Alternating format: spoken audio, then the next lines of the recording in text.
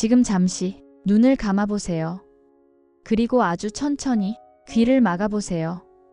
아무것도 보이지 않는 세상, 아무것도 들리지 않는 고요.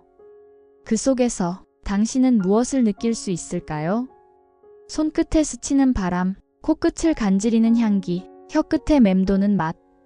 그것만이 세상과 이어진 유일한 창이라면, 그것이 마지막 끈이라면, 그건 상상만으로도 숨이 막히는 일입니다. 당신은 어떻게 살아갈 수 있을까요? 1880년 6월 27일, 미국 남부 엘라베마. 남북전쟁의 상처가 아직 아물지 않은 땅, 터스컨비아라는 작은 마을이 있었습니다. 아이비 그린, 담쟁이 넝쿨이 감싸고 있는 하얀 집, 그곳에서 한 아이가 첫 울음을 터뜨렸습니다. 아서 켈러 대위의 첫 딸, 헬렌 애덤스 켈러. 아무도 알지 못했습니다. 그녀를 기다리고 있던 깊은 어둠을, 그리고 그 어둠 속에서 피워낼 눈부신 빛을. 헬렌은 특별한 아이였습니다. 생후 6개월, 벌써 말을 따라했으니까요. How do you? 작은 입술이 또렷하게 움직였습니다. 티. 차를 달라는 신호였죠. 워. 물을 가리키는 손짓. 첫돌이 되기 전 헬렌은 걸음마를 뗐습니다. 파란 눈이 반짝이며 세상이 궁금한 아이. 정원의 꽃잎을 만지고 나비를 쫓아 뛰어다니고 아버지 무릎에 올라앉아 신문을 구기며 깔깔 웃고 어머니 치마폭에 얼굴을 묻고 애교를 부리던 아이. 이웃들은 감탄했습니다. 정말 영특한 아이네요. 저 눈빛을 좀 보세요. 켈러 부부의 마음은 희망으로 가득했습니다. 우리 딸이 자라서 어떤 사람이 될까? 작가가 될 수도, 음악가가 될 수도 있겠지. 하지만 그때 운명의 시계는 다른 시간을 가리키고 있었습니다. 1882년 2월, 겨울의 끝자락. 19개월 된 헬렌이 갑자기 열이 났습니다. 40도를 넘나드는 무서운 고열. 작은 몸이 불덩이처럼 달아올랐습니다. 의사는 고개를 저었습니다. 뇌수막염일 수도, 성홍열일 수도 있습니다. 당시에는 방법이 없었습니다. 항생제도 없던 시절, 케이트는 밤을 지새웠습니다. 차가운 수건으로 딸의 이마를 닦으며 헬렌, 우리 헬렌. 엄마가 여기 있어. 사흘 밤낮, 생과 사의 경계. 넷째 날 아침, 기적처럼 열이 내렸습니다. 살았어. 우리 아이가. 가족들은 안도했습니다. 최악은 지나갔다고 믿었죠. 하지만 진짜 시련은 이제 시작이었습니다. 침묵과 어둠으로 아침 햇살이 창문으로 쏟아졌습니다. 평소의 헬렌이라면 햇빛을 향해 손을 뻗었겠죠. 하지만 아이는 아무 반응이 없었습니다. 케이트가 손뼉을 쳤습니다. 딸의 귀 옆에서 아무 반응이 없었습니다. 종을 울려도, 이름을 불러도, 손전등을 흔들어도 눈동자는 초점을 잃은 채 그저 허공만 바라보고 있었습니다. 안 돼, 이럴 수가. 19개월, 이제 막 세상을 알아가던 나이. 빛이 사라졌습니다. 소리가 사라졌습니다. 헬렌은 갑자기 혼자가 되었습니다. 깊고 깊은 침묵의 바다에 홀로 남겨진 작은 아이. 처음엔 헬렌도 몰랐습니다. 엄마를 찾아 팔을 뻗지만 엄마 얼굴이 보이지 않고, 울음을 터뜨려도 자기 목소리가 들리지 않고, 공포와 혼란, 이해할 수 없는 변화. 너무나 잔인한 현실이었습니다. 2살, 3살, 4살. 시간이 흐를수록 헬렌의 좌절은 커졌습니다. 또래들은 말을 배우고 노래를 부르는 나이. 헬렌은 침묵 속에 갇혀 있었습니다. 배가 고파도, 목이 말라도 표현할 방법이 없었습니다. 답답함은 분노가 되었고, 분노는 곧 폭발했습니다. 접시를 던지고, 의자를 넘어뜨리고, 사람들을 핥히고, 물건을 부수며 울부짖었습니다. 그것이 유일한 표현 방법이었으니까요. 한 번은 동생의 요람을 뒤집으려 했습니다. 어머니가 달려와 간신히 막았지만 모두가 두려워했습니다. 이 아이를 어떡하지? 친척들이 수군거렸습니다. 시설에 보내야 해. 위험해지고 있어. 하지만 케이트는 단호했습니다.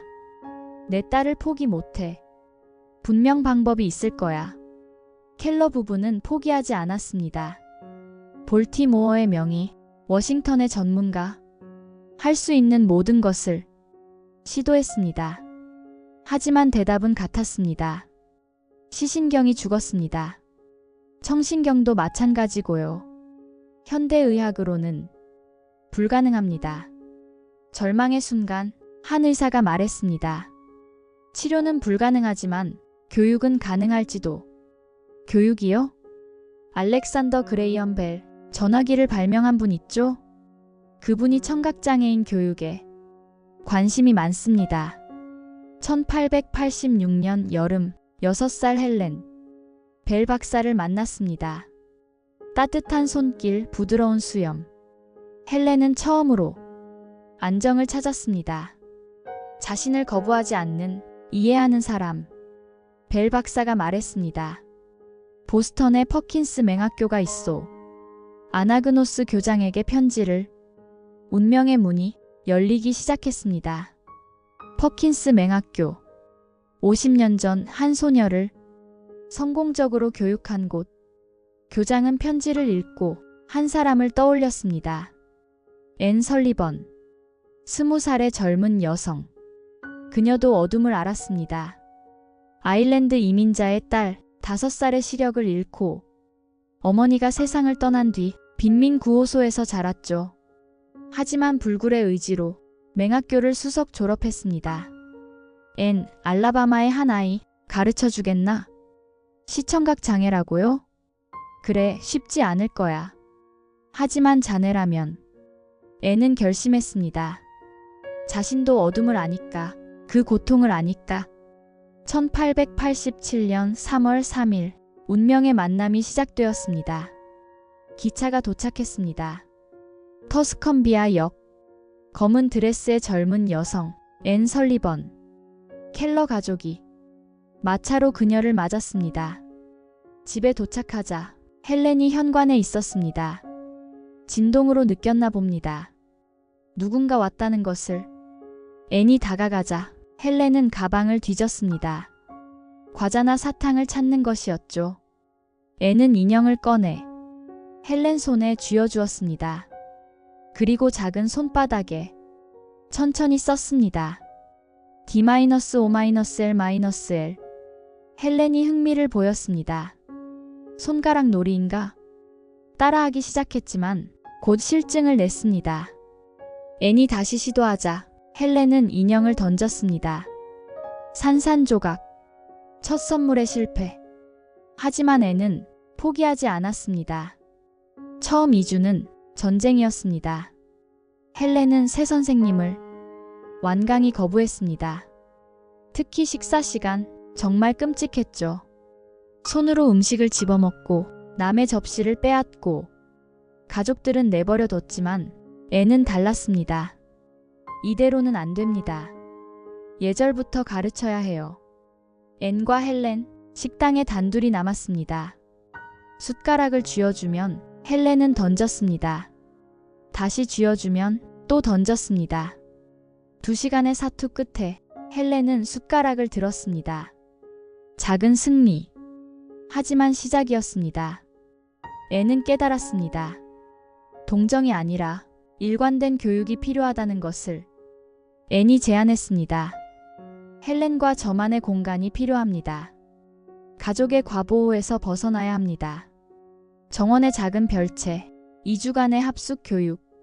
처음엔 헬렌이 격렬히 저항했습니다. 문을 두드리고 바닥을 구르고. 하지만 앤은 물러서지 않았습니다. 끈기와 사랑으로 매 순간이 교육이었습니다. 옷을 입을 때 DRESS 빵을 먹을 때 BREAD 물을 마실 때 WATER 헬렌의 손바닥은 앤의 칠판이 되었습니다. 1887년 4월 5일, 잊을 수 없는 그날. 한 달이 지났지만 헬렌은 여전히 이해하지 못했습니다. 철자는 외웠지만 그 의미를 알지 못했습니다. 그저 손가락 놀이. 의미 없는 동작이었죠. 그날 아침 앤과 헬렌은 우물가로 갔습니다. 누군가 펌프질을 하고 있었고 차가운 물줄기가 헬렌의 왼손 위로 쏟아졌습니다. 바로 그 순간 앤은 헬렌의 오른손바닥에 천천히 또렷하게 썼습니다. W A T E R. 아주 천천히 또렷하게. 그 순간 헬렌의 표정이 변했습니다. 멈춰 선 아이, 집중하는 얼굴. 마치 번개처럼 스치는 깨달음의 빛. 아, 이것이 손바닥의 철자와 차가운 물의 감촉. 그것이 하나로 이어지는 순간이었습니다. 헬렌은 땅을 만졌습니다. 앤이 썼습니다. G R O U N D. 펌프를 만졌습니다. P U M P. 자신을 가리켰습니다. H E L E N. 앤을 가리켰습니다. T E A C H E R. 그날 하루 30개의 단어를 배웠습니다. 7살 헬렌, 세상과 다시 연결된 날. 언어의 문이 활짝 열린 날이었습니다. 물의 기적 이후 모든 것이 달라졌습니다. 마치 가뭄의 땅에 단비가 내린 것처럼 헬렌은 모든 것을 흡수하기 시작했습니다. 3개월 만에 300단어, 6개월 만에 625단어. 앤은 점자를 가르쳤습니다. 볼록한 점을 손끝으로 읽는 법. 헬렌은 처음으로 책을 읽을 수 있었습니다. 동화책을 읽으며 웃고 슬픈 이야기에는 눈물을 흘리고 이제 대화도 가능했습니다.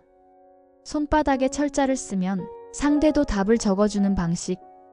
깊은 침묵이 깨지기 시작했습니다.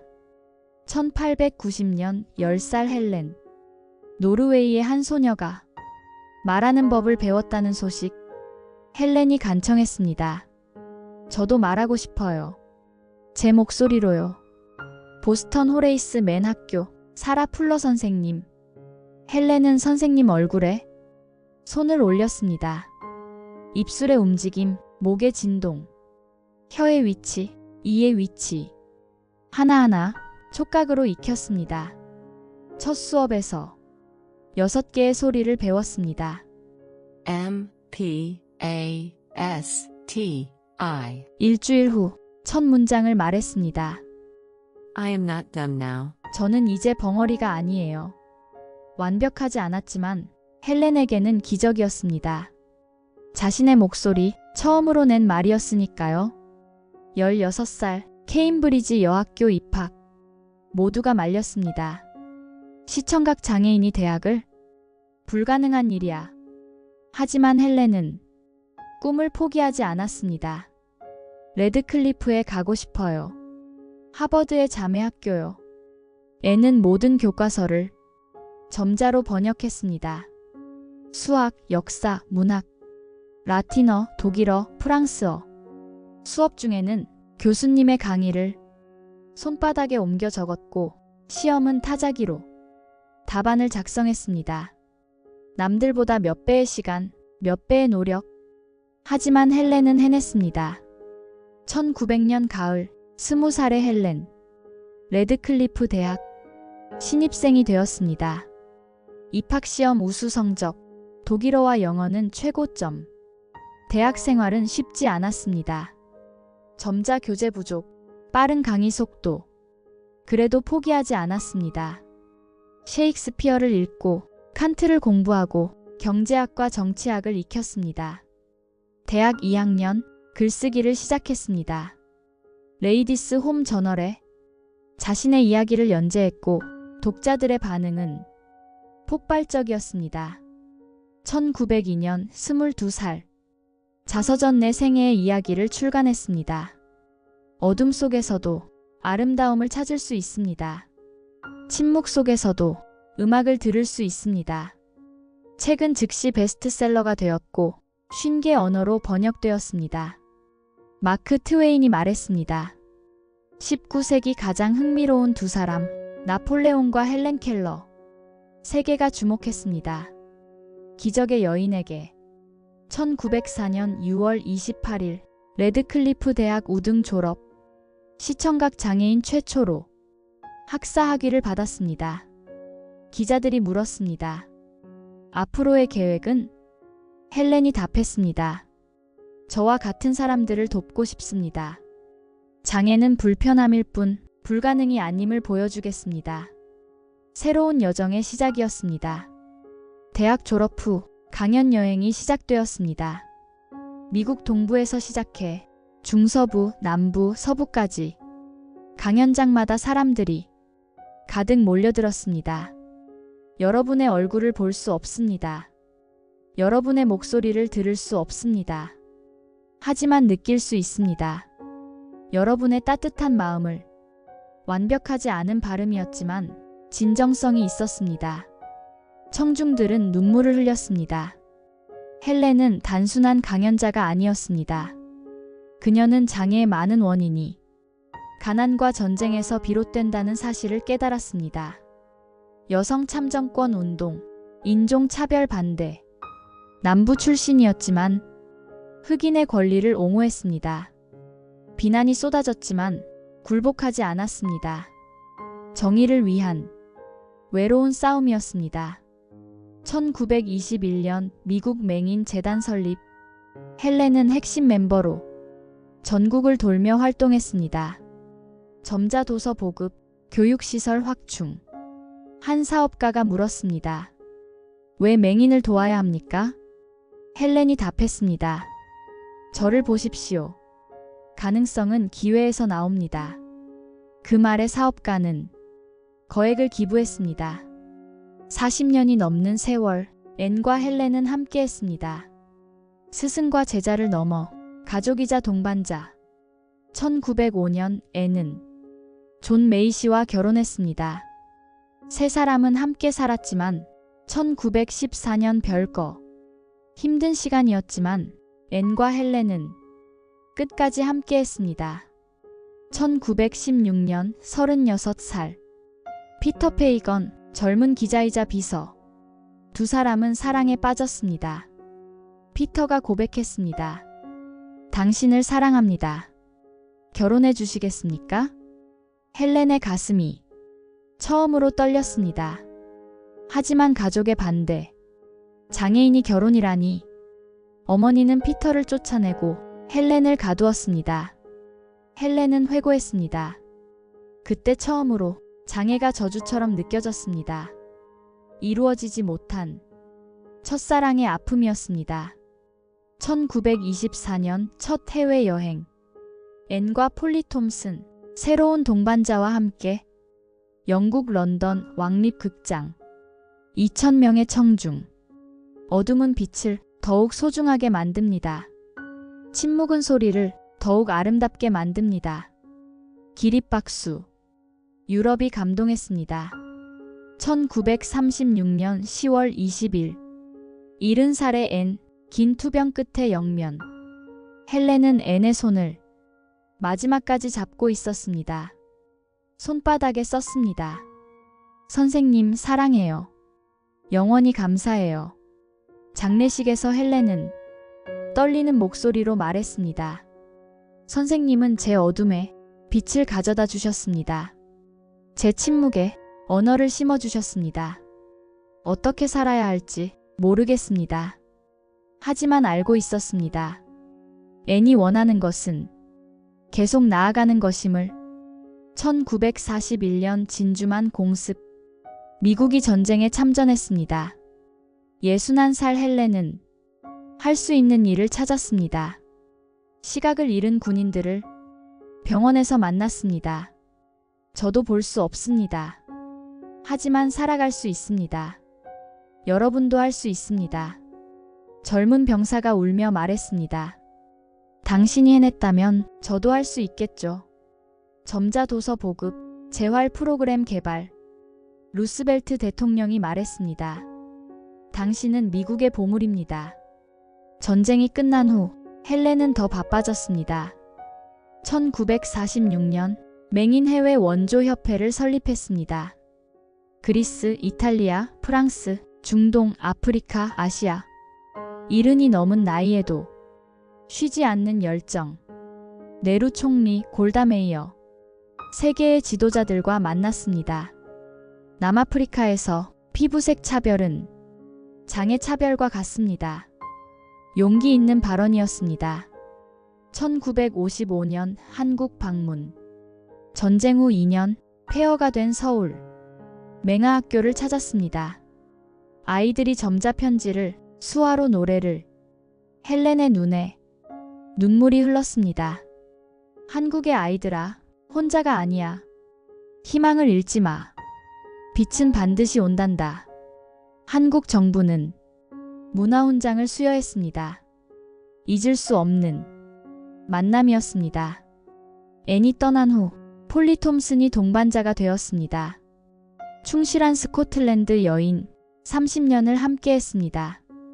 앤과는 다른 방식으로 헬렌을 도왔습니다. 더 체계적이고 실용적이었죠. 폴리, 당신은 제 손이에요. 당신은 제 눈이에요. 헬렌의 일정 관리, 서신 정리. 무엇보다 심리적 안정, 폴리가 주는 위로. 두 사람의 우정은 죽음까지 이어졌습니다. 1960년대 80을 넘긴 헬렌. 코네티컷의 조용한 집. 하지만 펜은 놓지 않았습니다. 열린 문, 나의 어둠 속의 빛, 신앙의 이유. 계속 써 내려갔습니다. 기자가 물었습니다. 인생에서 가장 중요한 것은 무엇인가요? 헬렌이 미소 지었습니다. 사랑입니다. 사랑만이 어둠을 이기는 빛이죠. 깊은 성찰의 시간이었습니다. 1960년 3월 21일. 폴리가 쓰러졌습니다. 뇌졸중이었습니다. 헬렌은 침대 곁을 떠나지 않았습니다. 하지만 폴리는 끝내 깨어나지 못했습니다. 80살의 헬렌, 곁을 지켜주던 이들이 모두 떠나고 말았습니다. 모든 친구가 떠났어요. 저만 남았네요. 그래도 헬렌은 무너지지 않았습니다. 간호사들의 도움으로 품위를 지켰습니다. 마지막까지 당당한 모습으로. 1961년 워싱턴 라이언스 클럽 마지막 공식 석상에 섰습니다. 떨리는 목소리로 말했습니다. 제 삶은 그 자체가 증명입니다. 인간의 의지가 얼마나 강한지, 그리고 사랑이 얼마나 위대한지. 그 순간 청중의 눈가가 젖었습니다. 그들은 살아있는 역사이자 불굴의 영혼을 보고 있었습니다. 마지막 박수갈채가 울려 퍼졌고 그 감동은 오래도록 사라지지 않았습니다. 1968년 봄, 헬렌은 쇠약해졌습니다. 더는 일어날 수 없고 손가락도 움직이기 힘들었습니다. 6월 1일 오후, 코네티컷 이스턴 아칸 리지의 집에서 헬렌은 평화롭게 잠들었습니다. 87년의 여정이 마침내 끝났습니다. 전 세계가 애도했습니다. 린든 존슨 대통령이 말했습니다. 그녀는 가르쳤습니다. 한계는 우리가 만드는 것이라고.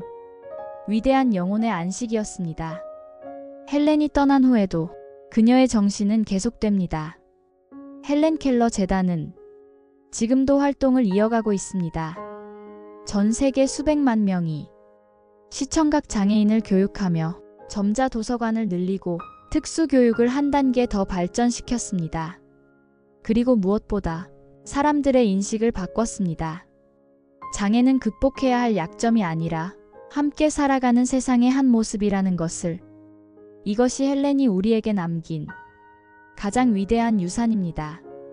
헬렌은 이렇게 말했습니다. 맹인으로 태어나는 것보다 더 나쁜 것이 있습니다. 시력은 있지만 비전이 없는 것입니다.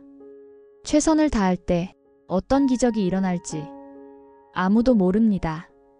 가장 아름다운 것들은 보거나 만질 수 없습니다. 오직 가슴으로만 느낄 수 있습니다. 혼자서는 작은 일밖에 할 수 없습니다. 하지만 함께라면 위대한 일을 할 수 있습니다. 인생은 대담한 모험이거나 아무것도 아닙니다. 이 말들은 오늘도 우리에게 울림을 줍니다. 현대의 우리에게 21세기를 사는 우리, 헬렌의 시대보다 많이 발전했습니다. 의학기술, 보조기기, 디지털 접근성. 그럼에도 여전히 편견은 남아있고 마음의 장벽은 완전히 사라지지 않았습니다. 헬렌이 지금 곁에 있다면 뭐라고 말했을까요? 기술은 발전했지만 우리의 마음도 함께 자랐나요?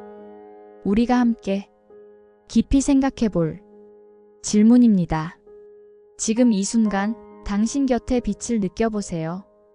당신 귀에 닿는 소리를 들어보세요. 아침 햇살의 따스함, 바람 소리의 부드러움, 사랑하는 사람의 목소리. 당연하게 여기던 것들이 얼마나 소중한 선물인지. 그리고 생각해 보세요. 만약 그 모든 것을 잃는다면 당신은 어떤 선택을 하시겠습니까? 절망에 무너질까요? 아니면 새로운 길을 찾을까요? 헬렌 켈러가 묻습니다. 당신의 한계는 어디까지인가요? 정말로 불가능한 것은 무엇인가요? 빛을 볼 수 없었던 사람이 세상을 밝힌 이야기. 소리를 들을 수 없었던 사람이 전 세계에 울림을 준 이야기. 87년의 삶, 19개월의 빛과 소리, 그리고 85년의 침묵과 어둠. 하지만 그 어둠 속에서 그녀는 빛이 되었습니다. 수많은 사람들에게 희망이 되었습니다. 오늘 당신이 마주한 어려움이 무엇이든 헬렌의 목소리가 작은 위로가 되기를 바랍니다. 할 수 있다고 믿는 순간 이미 절반은 이룬 것입니다. 문이 닫히면 다른 문이 열립니다. 최상의 것을 바라되 가능한 것을 받아들이세요. 어둠 속에서도 빛을 만든 한 여인. 침묵 속에서도 노래한 한 영혼. 그녀의 이야기는 오늘도 계속됩니다. 당신의 가슴 속에서 새로운 희망의 씨앗으로 우리 모두에게는 각자의 어둠이 있습니다. 각자의 침묵이 있습니다. 하지만 헬렌이 보여주었듯 그 속에서도 빛을 찾을 수 있습니다. 그 속에서도 목소리를 낼 수 있습니다. 이것이 헬렌 켈러가 우리에게 남긴 유산입니다. 불가능은 없다는 것, 사랑이 모든 것을 이긴다는 것, 그리고 우리 모두는 누군가에게 빛이 될 수 있다는 것. 지금 이 순간에도 어딘가에서 누군가는 어둠 속에서 빛을 찾고 있을 겁니다. 침묵 속에서 목소리를 찾고 있을 겁니다. 헬렌의 이야기가 그들에게 닿기를, 당신의 이야기가 누군가의 희망이 되기를. 우리는 모두 서로의 빛이 될 수 있습니다. 서로의 목소리가 될 수 있습니다. 그것이 헬렌 켈러가 87년의 삶으로 증명한 진실입니다. 어둠은 빛을 더욱 소중하게 만들고 침묵은 소리를 더욱 아름답게 만듭니다. 그리고 사랑은 모든 한계를 넘어섭니다. 이것이 물의 기적을 경험한 소녀 헬렌 켈러가 우리에게 남긴 영원한 메시지입니다. 어둠 속에서도 빛을 만들고 침묵 속에서도 노래했던 한 여인. 그녀의 삶은 87년 동안 한 가지를 증명했습니다. 불가능은 없다는 것, 사랑은 모든 것을 이긴다는 것, 그리고 우리 모두는 누군가의 빛이 될 수 있다는 것. 다음 이야기는 또 다른 빛을 품은 소녀의 이야기입니다. 1902년 충청남도 병천에서 태어난 아이. 16살의 이화학당에 입학해 새로운 세상을 꿈꾸던 소녀. 1919년 3월 1일 서울 탑골공원의 함성이 그녀의 삶을 바꾸었습니다. 아운의 장터에서 3,000명의 군중을 이끌고 대한독립 만세를 외친 18배 꽃다운 나이에 차가운 감옥에서 봄을 꿈꾸다 별이 된 이름 유관순. 그녀가 지키려 했던 것, 그리고 남긴 외침. 다음 이야기에서 만나보시죠.